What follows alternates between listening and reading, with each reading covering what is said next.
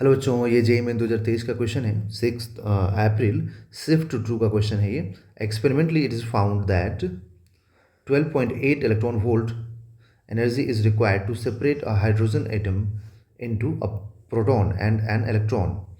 So the orbital radius of the electron in a hydrogen atom is 9 by x into 10 to the power minus 10.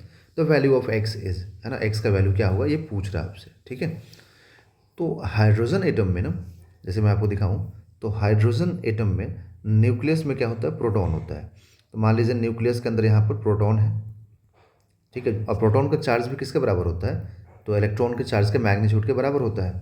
ठीक है, और यहाँ पर मान लीजिए कि यहाँ पर इलेक्ट्रॉन है यहाँ पर। ठीक है, तो इन दोनों को सेपरेट करना है, तो इन दोनों के बीच में जो डिस्टेंस हो तो रेडियस के बराबर है ना। तो जो रेडियस है वो तो ऑर्बिटल रेडियस है ना यहाँ पर। तो आप क्या लिखेंगे, समझ में आया ना बच्चों, क्योंकि ये सेंटर में हो गया ना प्रोटॉन, और इलेक्ट्रॉन ऑर्बिट में हो गया इसके। ठीक है, तो इन दोनों के बीच का जो डिस्टेंस होगा वो तो रेडियस के बराबर हो गया। तो हम पोटेंशियल एनर्जी क्या लिखते हैं, किसी भी दो चार्ज पार्टिकल के बीच में के Q1 Q2 बाई जो भी उनके बीच का सेपरेशन होगा वो लिखते हैं। तो यहाँ पर दोनों चार्ज जो है ना, इलेक्ट्रॉन और प्रोटॉन, दोनों का जो मैग्नीट्यूड है वो तो सेम ही है। ठीक है, तो K इंटू ई हो जाएगा अपॉन आर।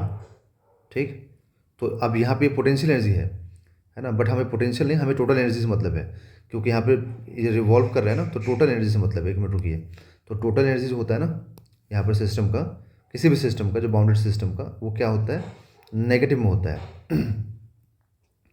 और ये 2R होता है। ठीक है, नेगेटिव में होता है और 2R होता है। ठीक, बट जितना नेगेटिव में टोटल एनर्जी है ना, उतना ही हमें पॉजिटिव में एनर्जी सप्लाई करना पड़ेगा। मान लो पूरे सिस्टम का अगर मैं बोलूँ मैं, तो एनर्जी क्या होता है, नेगेटिव होता है, क्योंकि बाउंडेड फॉर्म में है ये, है ना। बाउंडेशन में इलेक्ट्रॉन फ्री तो है नहीं है कंप्लीटली कि बाहर निकल जाएगा। तो बाउंडेड फॉर्म में जब इलेक्ट्रॉन है, तो इसको बाउंडेड फॉर्म से अनबाउंडेड बनाने के लिए मुझे जितना टोटल एनर्जी नेगेटिव है ना, उतना पॉजिटिव देना पड़ता है। तो टोटल एनर्जी क्या हो गया, माइनस के Q1 Q2 by twice are होता है। तो उतना ही मुझे यहाँ पर बाइंडिंग एनर्जी पॉजिटिव में सप्लाई करना पड़ेगा। तो के E square by twice are देना पड़ेगा। और यहाँ पर दिया कितना गया एनर्जी देखिए, तो बोला गया कि इनको सेपरेट करने के लिए जो बाइंडिंग एनर्जी की रिक्वायरमेंट है वो कितना है, 12.8 इलेक्ट्रॉन वोल्ट। तो यहाँ पर एनर्जी हमें 12.8 इलेक्ट्रॉन वोल्ट दिया गया। तो इलेक्ट्रॉन से एक इलेक्ट्रॉन कैंसिल हो जाएगा।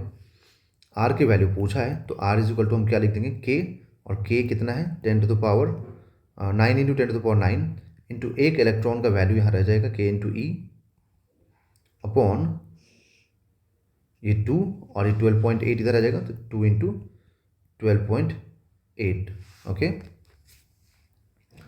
अब यहाँ से हम लोग सारी वैल्यूज़ को रखेंगे, चेक करेंगे।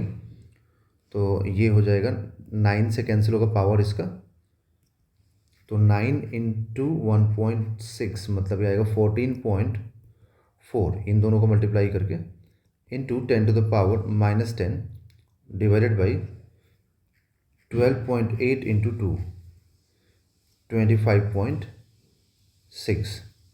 ठीक है, तो 14.4 डिवाइडेड बाई 25.6 मतलब यहाँ से रेडियस कितना आ जाएगा, ये आएगा 0.5625 into 10 to the power minus 10। और 10 टू द पावर माइनस 10 को क्या बोलते हैं, एंगस्ट्रॉम बोलते हैं, है ना।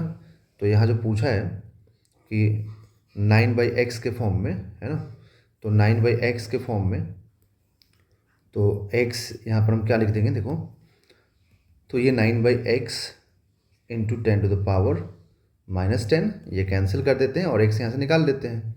तो x इज इक्वल टू क्या हो जाएगा, 9/0.5625।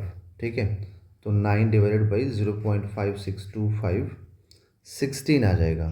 ठीक है, तो यहाँ से जो x का वैल्यू है वो कितना आ गया, 16। ठीक है, और यही x पूछा है हम लोगों से, तो यहाँ पे क्या लिखेंगे, x इज 16, तो आंसर विल बी 16।